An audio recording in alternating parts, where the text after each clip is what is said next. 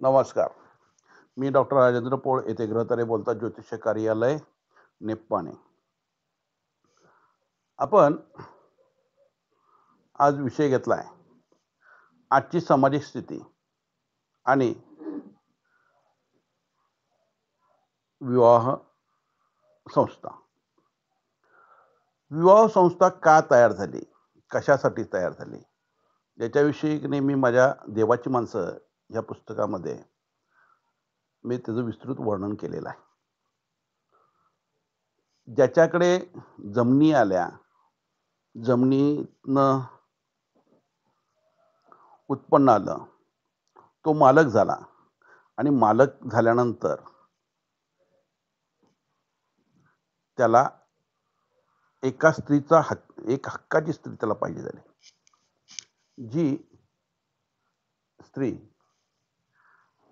त्याच्या मुलांची आई असेल. हे संशोधन फार वेगवेगळ्या पद्धतीनं होत आहे आणि तो विषय की नाही वेगळा आहे. त्याच्याविषयी आपण की नाही एका वेगळ्या एपिसोडमध्ये बोलूया. या वेळेला आपण की नाही बोलतोय ती आजची म्हणजे 2024 ची स्थिती की विवाह संस्था काय आहे, समाजामध्ये विवाह संस्थेबद्दलची की नाही काय मतं आहेत, त्याच्यामध्ये काय अडचणी आल्या आहेत, या अशा विषयी आपण बोलणार आहोत. ज्या वेळेला आजची स्थितीचा आपण विचार करतोय त्यावेळेला त्याचा बरोबर आपण इतिहास विसरतोय आणि तो इतिहास खूप महत्वाचा असतो. कारण याची पाळंमुळं जी गुंतलेली असतात, ही पाळंमुळं तुमची इतिहासामध्ये गुंतलेली असतात आणि फार काळ त्याला लागत नाही. हा वारंवार होणारा हे परिवर्तन असते. हे सर्वसाधारण परिवर्तन आपल्याला प्रत्येक टप्प्यामध्ये दिसते, ज्याला आपण दशक म्हणतोय. त्या दशकाचं गणित घेतलं तरी आपल्याला जमतंय. शनीच्या परिवर्तना आपण ज्योतिषी आहे, त्यामुळे ज्योतिषांना आपण कुठल्या तरी ग्रहमानाच्या परिवर्तनाप्रमाणे घेतलं पाहिजे. म्हणजे इथं शनीच्या परिवर्तनाप्रमाणे होईल, हर्षलच्या होईल, नेपच्यूनच्या होईल, गुरुच्या किंवा रवीच्या ह्या परिवर्तनातून होत नाही. का होत नाही तर त्यांचा काळ जो आहे तो अत्यंत कमी आहे. त्याच्यामुळे हे परिवर्तन जे आहे ते शनी, हर्षल, नेपच्यून या ग्रहांच्या परिवर्तनाप्रमाणे होईल. इथं राहू आणि केतूचाही संबंध येणार नाही. आपण थोडस मागे जाऊया. थोडस म्हणजे आजपासून 60 वर्ष मागे जाऊया. का मागे जाऊया तर आज कुंभेला शनी आहे आणि तो शनी 1 एप्रिलला मीनेला येऊन जाईल. म्हणजे बरोबर 30 वर्ष आणि 30 वर्ष अशी आपण पकडूया. मग त्या 60च्या दशकामध्ये काय झालं, 70च्या मध्ये काय झालं, 80 मध्ये काय झालं, 90 मध्ये काय झालं, याचा थोडक्यात आपण आढावा घेऊया. ज्या वेळेला तुम्ही 60व्या दशकामध्ये ज्यावेळेला तुम्ही येता त्यावेळेला जगामधली जी स्थिती होती, आपण विचार करतोय तो म्हणजे विवाह बद्दलचा विचार करतोय. त्यावेळेला स्त्री पुरुषांच्या मताविषयी आपण विचार करतोय आणि त्यावेळेला भारतात नाही पण बाहेर परदेशामध्ये नग्न संस्कृती एक उदयाला येत होती आणि ही नग्न संस्कृती येत होती. त्यावेळेला हर्षल सिंहेला होता, नेपच्यून तुळेला होता आणि शनी मकरेला कुंभेला होता. मग यावेळेला 30 वर्षानंतर पुन्हा स्थिती तशी झाली, फक्त हर्षल नेपच्यूनची स्थिती बदलली. आता ही तशीच स्थिती शनीची आली, हर्षल नेपच्यूनची स्थिती बदलली. हा हर्षल नेपच्यूनचा भाग झाला. आपण एक येणाऱ्या सिक्वेन्स प्रमाणे आपण त्याचा विचार करूया. मग त्याचा ग्रहमान कशा पद्धतीनं बसतंय त्याचाही आपल्याला सेकंड एपिसोडमध्ये आपल्याला विचार करता येईल.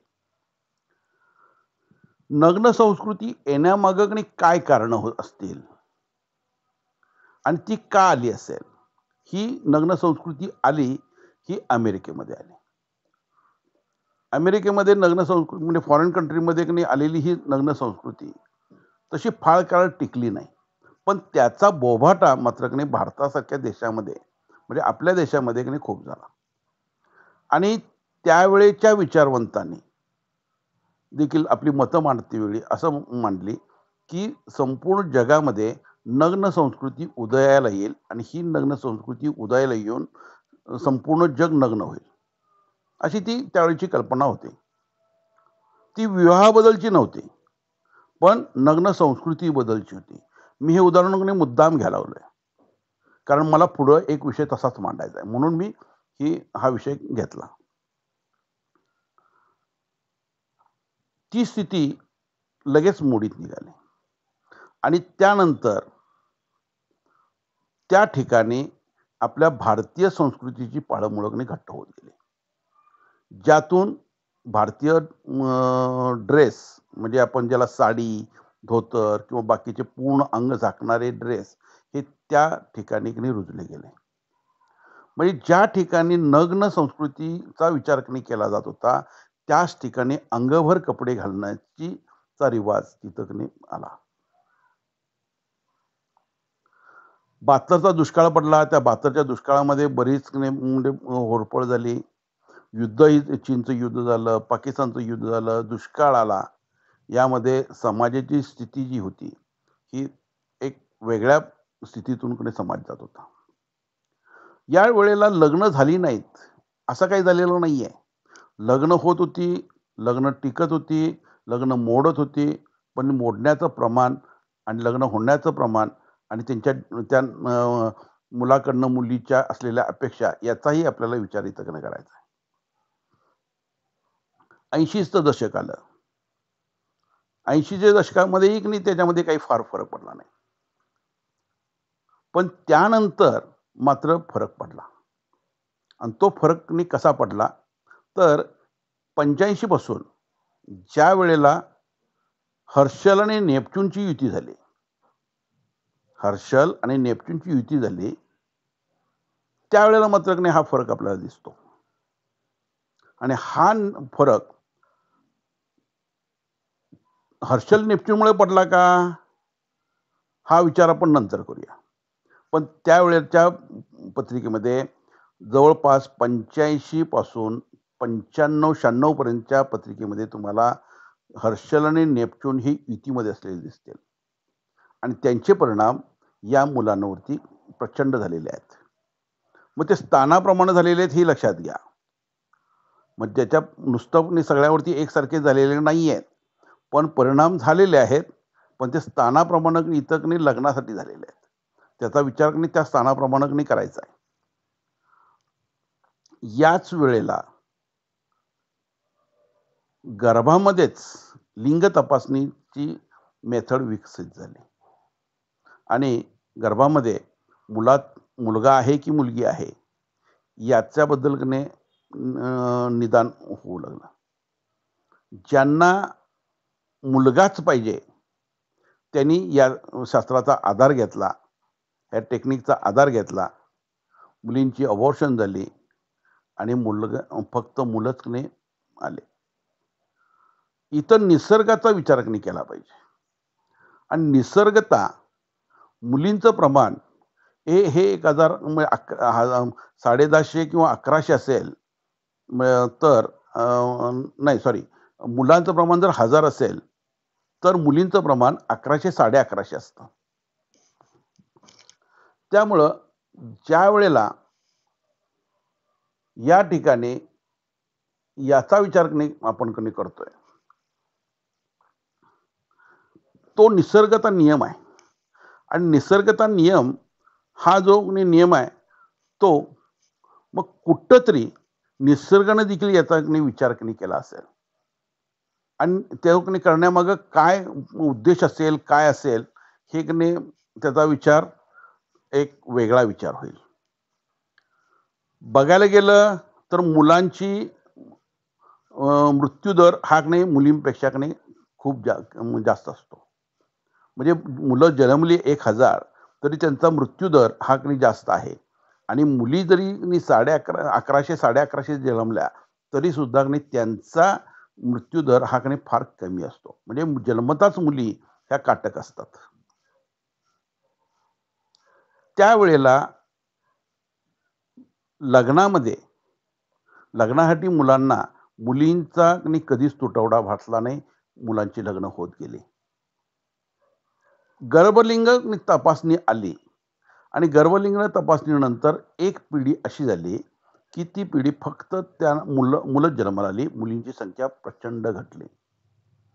प्रचंड म्हणजे अगदी 200-300 घटली. आणि त्याच्यामुळं त्यावेळेला आपल्याला हा प्रॉब्लेम जाणवला नाही.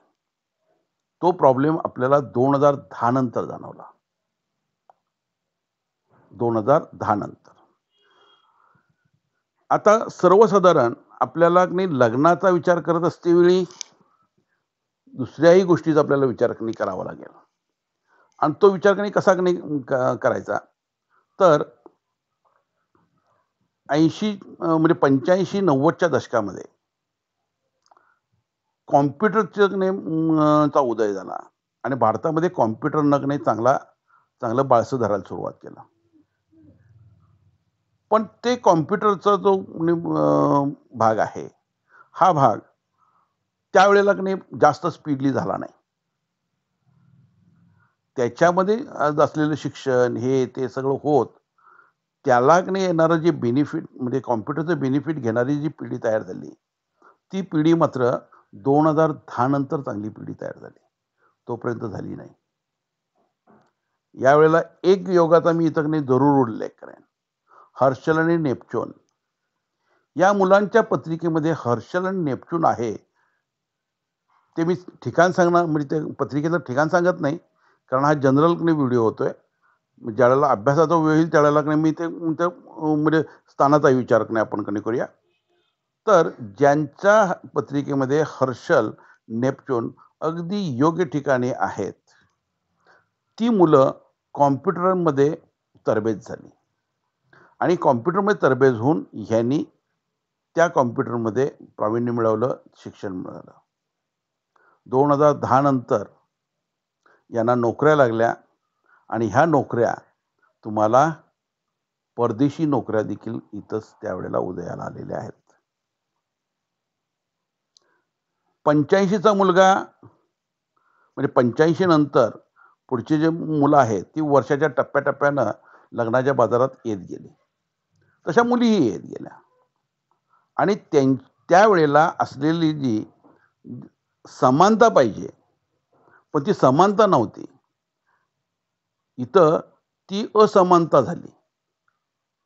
प्रोडक्शनपेक्षा मागणी जास्त झाली आणि ह्या मागणीचा परिणाम असा झाला की मुलींच्या संख्येवरती असल्यामुळं मुलींच्याकडनं येणाऱ्या ज्या अपेक्षा आल्या, ह्या अपेक्षाने खूप मोठ्या आल्या. मुलींकडनं येणाऱ्या ज्या अपेक्षा आहेत, त्याच्यापूर्वी कसं होत होतं, मुलांच्या अपेक्षा मुलीकडनं येत होत्या.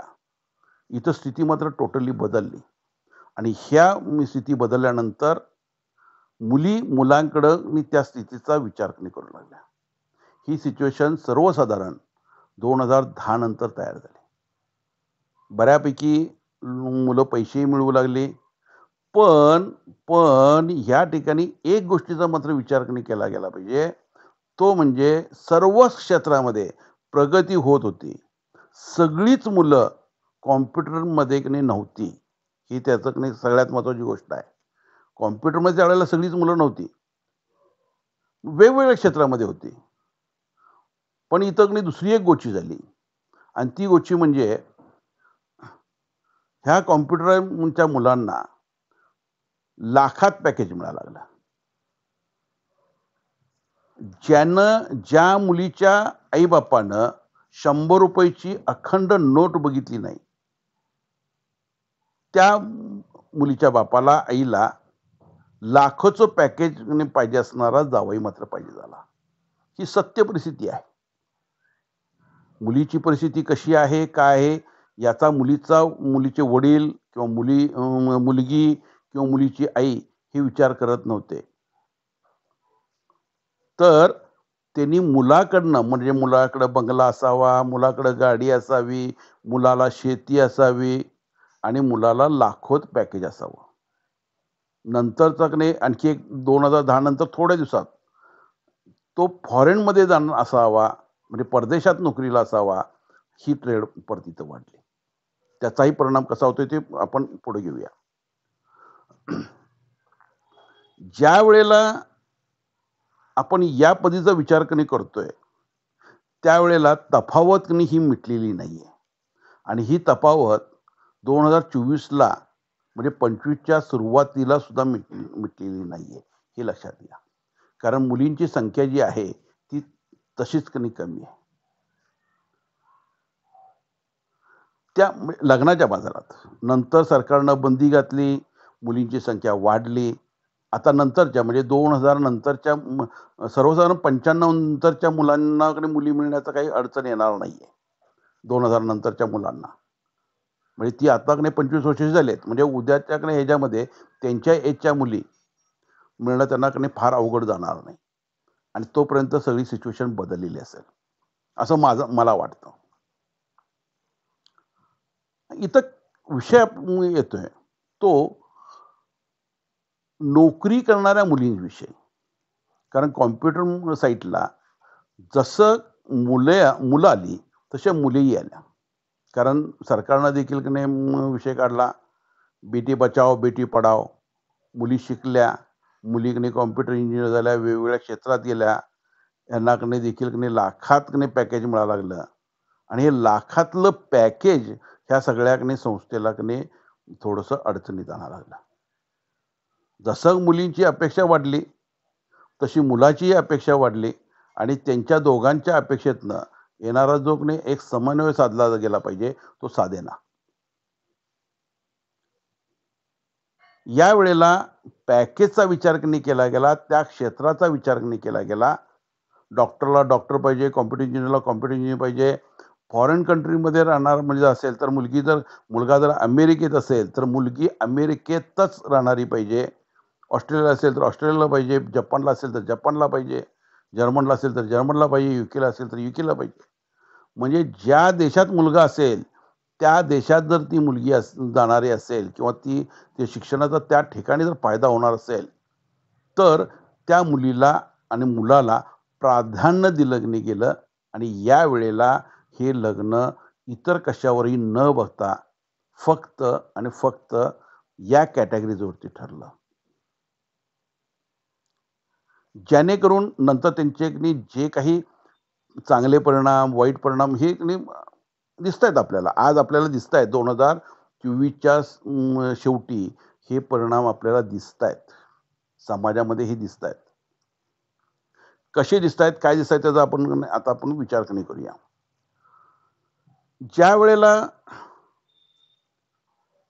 नग्न संस्कृती आली आणि त्या नग्न संस्कृतीचा परिणाम म्हणून त्यावेळेच्या विचारवंतांनी संपूर्ण जगच नग्न होईल असं म्हटलं.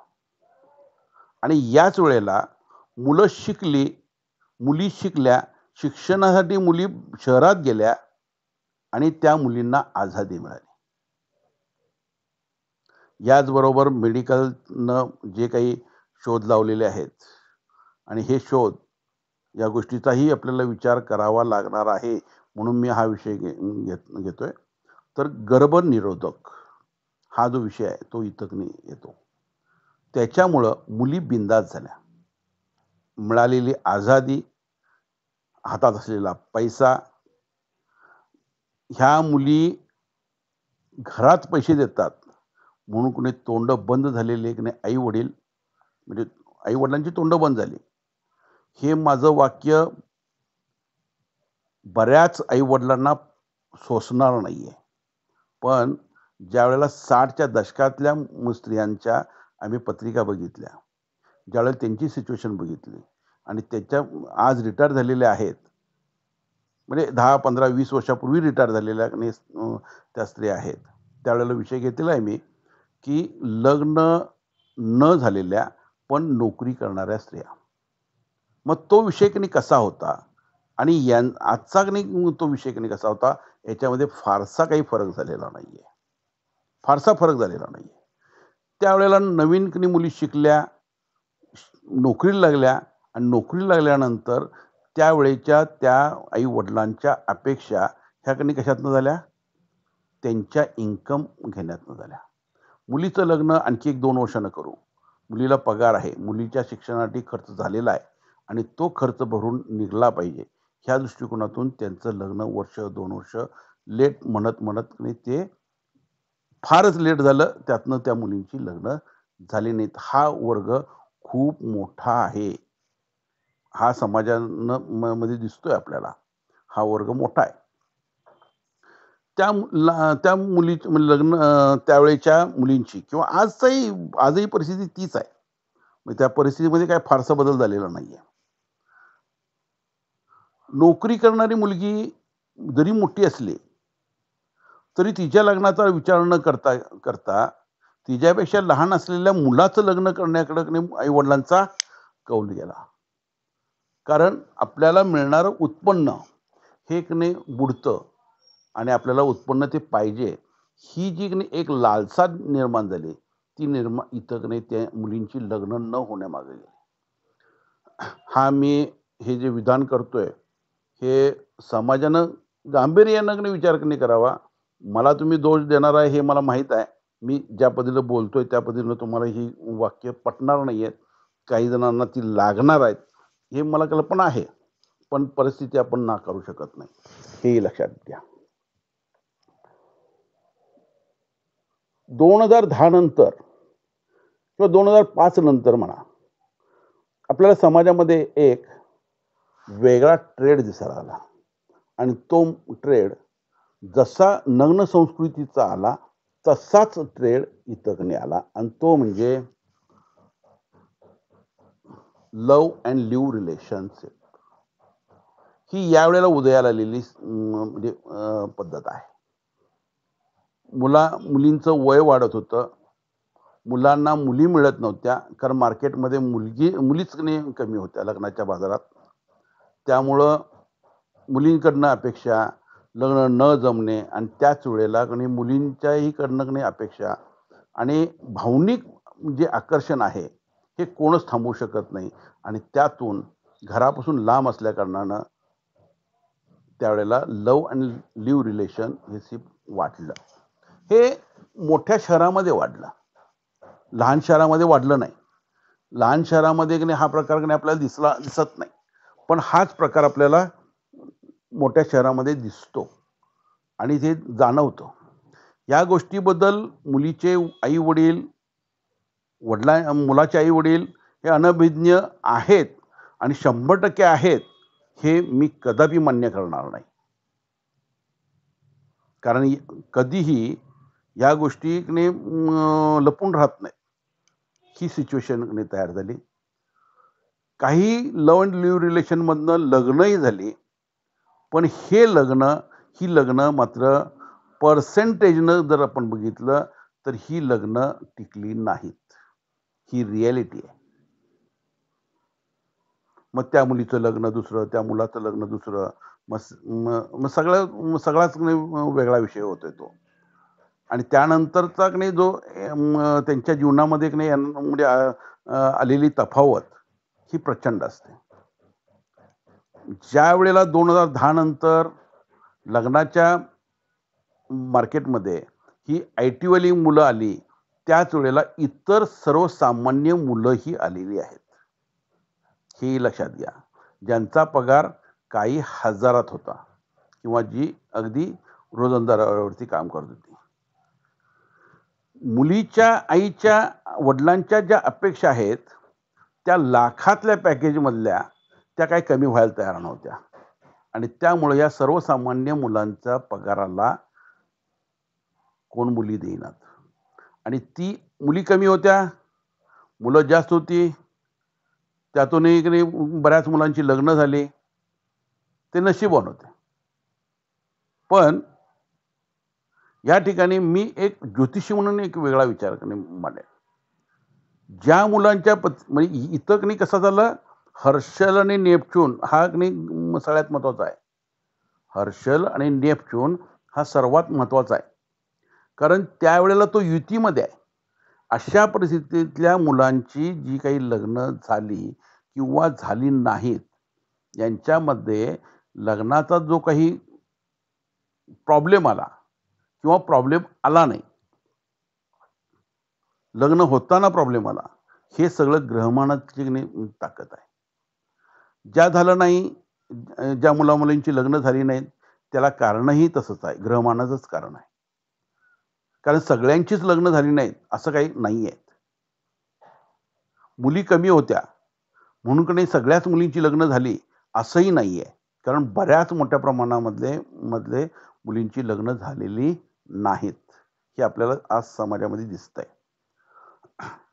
या सगळ्या गोष्टी आपण ज्यावेळेला की नाही एक बाजूने बघतोय, त्यावेळेला उदयाला येणारी लव्ह अँड लिव्ह रिलेशनशिप याच्यातून आमच्या विचारवंतांनी एक विषय मांडला आणि तो विषय म्हणजे कालांतरानंतर विवाह संस्थाच राहणार नाही आणि विवाह संस्था ही टिकणार नाही. हे इथं नाही आलं. लव्ह अँड लिव्ह रिलेशनशिप काय येते, कशाबद्दल येते, याचा आपण जर विचार नाही केला तर याची उत्तर आपल्याला नाही दिसतात. आणि ही उत्तरं आपल्याला त्यांच्या आई वडिलांच्या वैवाहिक स्थितीवरून दिसतात. ज्या आई वडिलांच्या पत्रिकेमध्ये जीवनामध्ये वैवाहिक जीवनाचा त्रागडा खडा आहे, ज्यांचं वैवाहिक जीवन अत्यंत खडतर गेलेलं आहे आणि भांडण रोज मारामाऱ्या ह्यातनं गेलेलं आहे, अशांची मुलं विवाह संस्थेविषयी प्रचंड नाराज होते आणि यातून त्यांनी लग्न न करण्याचा त्यांच्या डोक्यामध्ये विषय होता. पण लग्न न करणं हा एक विषय जरी झाला असला तरी शारीरिक गरज, शारीरिक असे आकर्षण हे मात्र कुठं जात नाही. आणि ते न गेल्या कारणानं ह्यांनी काय करत होते, त्या शारीरिक आकर्षणापोटी लव्ह अँड लिव्ह रिलेशन मध्ये राहिले. याचे परिणाम काय झाले, कसे झाले, हे आज आपण 2024च्या शेवटी बघतोय. आणि ही स्थिती जी आहे, ह्या स्थितीला निसर्गानंच खीळ घातलेली, बऱ्याच प्रमाणात खीळ घातलेली आहे, हे लक्षात ठेवा. कारण कुठलीही स्थिती निसर्ग हे समतोलपणाने ठेवतो. निसर्ग 2020 आलेला करोना हा तितकाच महत्वाचा आहे, लक्षात घ्या. ज्या करोनानं संपूर्ण जगाला पलटी मारून ठेवलं, जगातल्या सगळ्या म्हणजे आर्थिकी गोष्टीचा कणा ह्यानं मोडून ठेवला, हे लक्षात घ्या. हे 2 वर्ष जी गेली, ही 2 वर्ष आपल्या जगाला पूर्ण स्थित्यंतरामध्ये गेली. मग यावेळेला चढ्या भावाने घेतलेले फ्लॅट, घरं, बंगले IT वाल्यांनी घेतलेली, हे करोनाच्या काळामध्ये बरेच टिकलेले नाहीत. या करोना काळामध्ये घरं म्हणजे जसं घरं घेतली होती, त्याचा EMI चालू होता, तसंच या काळामध्ये कित्येक लोकांच्या नोकऱ्याही गेलेल्या आहेत. आणि नोकऱ्या गेल्यामुळं यांचं इन्कम बंद पडलं, रोजचा खर्च वाढला आणि यातनं EMI न भरल्या कारणानं ही चढ्या भावाने घेतलेली जी काही फ्लॅट आहेत, घरं आहेत, ही विकावी लागली. काही जणांची जप्त झाली, बँकेनं जप्त केली. ह्या गोष्टीचा आपण विचार केलाच पाहिजे, लक्षात घ्या. संपूर्ण देशाचा आपण विचार करतोय, एका सिटीचा विचार करत नाही आपण. कारण संपूर्ण देशामध्ये हिंदू संस्कृती, हिंदू हा आहे, याचा परिणाम मुसलमानावरती झाला का, ख्रिश्चनावर झाला का, हा विषय वेगळा होईल. पण याचा आपण आज हिंदू बद्दल विचार करतोय.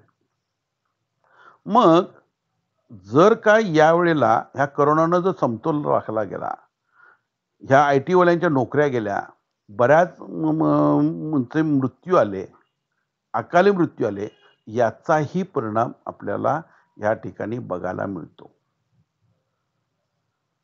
जसं 70च्या आधी 72च्या आधी 72ला दुष्काळ पडला. त्याच्या आधी की नाही चीनचं युद्ध झालं. त्याच्या आधी की नाही मग नंतर पाकिस्तानबरोबर युद्ध झालं. जसं हा प्रसंग आला, तसा या वेळेला कोरोनाचा प्रसंग आला. आणि ही जी की नाही लग्नाबद्दलची जी सिच्युएशन आहे, ती सिच्युएशन 24 मध्ये काय झाली? जशी आहे तशीच राहिली. म्हणजे डिमांड जास्त आहे, पुरवठा कमी आहे असं दिसतंय. पण ही परिस्थिती आणि 2 वर्षानंतर म्हणजे 26-27ला ही दिसणार नाही. ही दिसणार नाही. पण एका गोष्टीचं मात्र आपण एक ज्योतिष्यशास्त्राच्या दृष्टिकोनातून, विचारातून आपण विचार करायचा आहे आणि तो म्हणजे ज्या मुलांची म्हणजे 85 ते 95 काळातल्या मुलांचा आपण विचार करतोय आणि जास्त लग्न त्याच काळातल्या मुलांची लग्न झालेली नाही आहेत.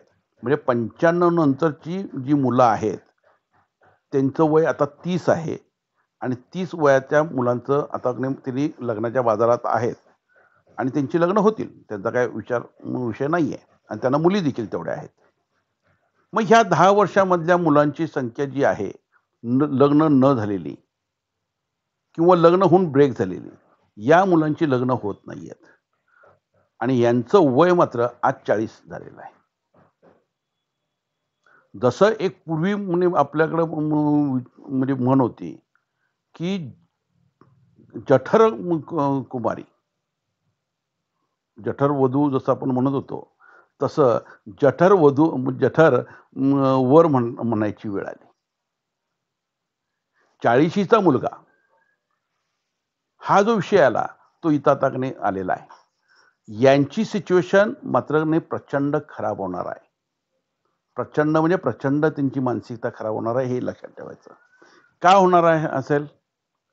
तर त्यांनी आज ओल्ड एजकडे आहेतच, 40शीचे आहेतच.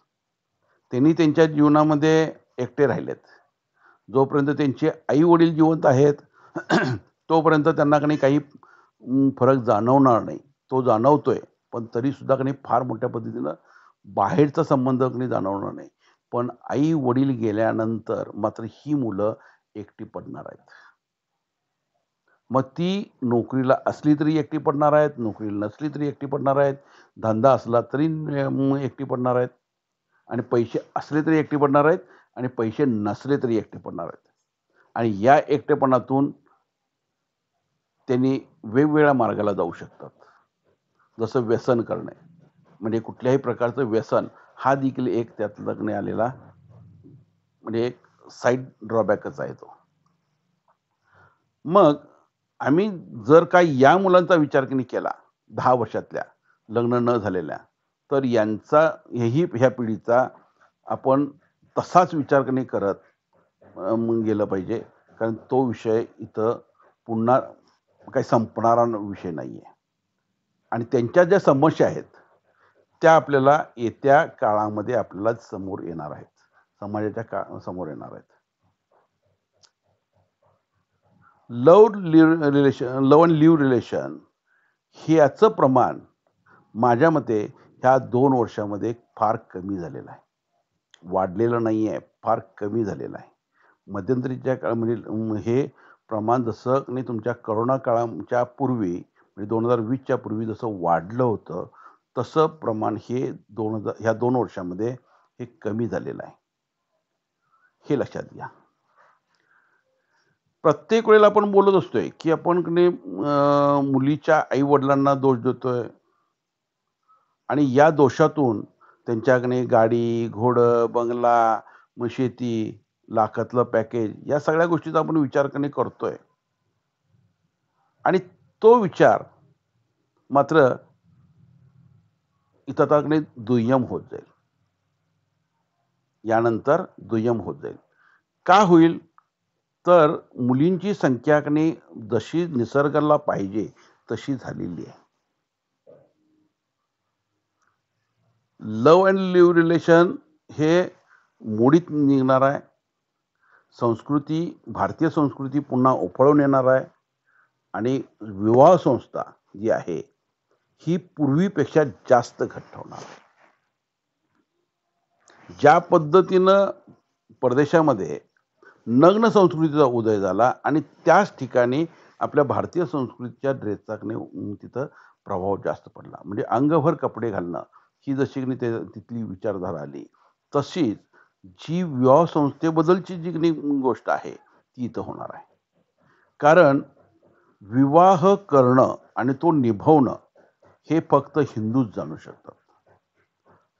कारण इतर धर्मियामध्ये तो करार असतो आणि तो करार मोडीत निघतो आणि त्यांना त्याचं काहीही वाटत नाही. त्यांच्या मनावरती परिणाम होतो हे याच्याबद्दल मी सहमत आहे. पण तिथं ही गोष्ट कॉमन दिसत नाही आणि आजही त्या ठिकाणी आपल्याला विवाहाबद्दल जागरूकता येते आहे हे आपल्याला दिसतंय. म्हणजे आणि भारतासारख्या देशामध्ये विवाहाबद्दल जागरूकता ही पूर्वीपासूनच होती. फक्त विज्ञानानं आलेली जी एक मधला जो काळ होता आणि त्या काळामध्ये जी मुलींची संख्या घटली त्याचा दुष्परिणाम आपण भोगला. 2010 पासून 2024-25 पर्यंत आपण तो भोगणार आहे. त्यानंतर मात्र तो परिणाम दिसणार नाही आपल्याला कुठं. कारण मागणी तसा पुरवठा हा भाग झाला की विषय समतोल होतो आणि त्यानंतर एक काळ असा येईल, मी ज्योतिषी म्हणून, ग्रहमानाचा अंदाज म्हणून आणि बाकीच्या सगळ्या गोष्टी म्हणून लोक आज फॉरेनचा जावई शोधतायत.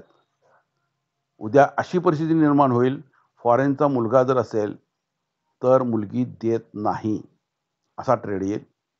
फॉरेनला मुलगी आहे, आपल्याला लग्न करायचं नाही अशा ट्रेड येईल. IT क्षेत्रामध्ये मुलगा आहे, मला लग्न म्हणजे त्याला मुलगी द्यायची नाही असा ट्रेड येईल. आणि IT क्षेत्रामध्ये मुलगी आहे म्हणजे मुलगा त्याला नाही द्यायची, मुलगी आहे तर त्याला ती करायची नाही हा ट्रेड येईल. जितक्या लवकर एखादी गोष्ट फोपावते तितक्याच लवकर तिचा नाशही होतोय हे लक्षात घ्या. आणखी 1-2 वर्षानंतर विवाह संस्था पूर्ण घट्ट होईल. कारण 2010 पूर्वी किंवा 2015 पूर्वी गुण मिलन सुद्धा कोण बघत नव्हतं. आज 2015 नंतर आणि त्यानंतर 2020 नंतर पूर्ण पत्रिका मॅच मेकिंग करून घेणं, पत्रिका मॅच होते की नाही बघणं, त्याच्यातील दोष बघणं, यातनं सगळं आज ज्योतिषशास्त्राकडे प्रगत होतंय. ज्योतिषशास्त्रातला सगळ्यात अवघड जर भाग कुठला असेल तर 2 पत्रिकेचं मॅच मेकिंग करणं. आणि हे मॅच मेकिंग फक्त गुणावर केलं जात नाही, संपूर्ण पत्रिकेवर केलं जात आहे. अन्न, वस्त्र, निवारा, संतती आणि सर्वात महत्वाची गोष्ट त्या दोघांचं सेक्शुअल लाईफ, ह्या गोष्टीवरती केलं जात आहे. आजही आमचे ज्योतिषी जे आहेत ते फक्त गुणातच अडकून पडलेत, मंगळातच अडकून पडलेत.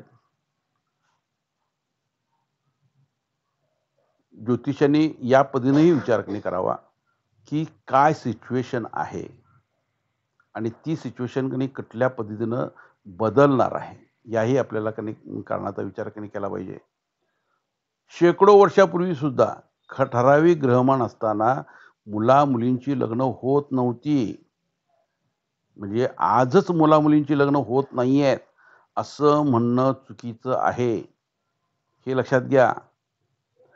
कारण त्या मुला मुलींच्या पत्रिकेमध्ये असे काही ग्रहमान असणार, म्हणजे पूर्वी होते, आजही असताना त्या मुला मुलींची लग्न होत नाहीत.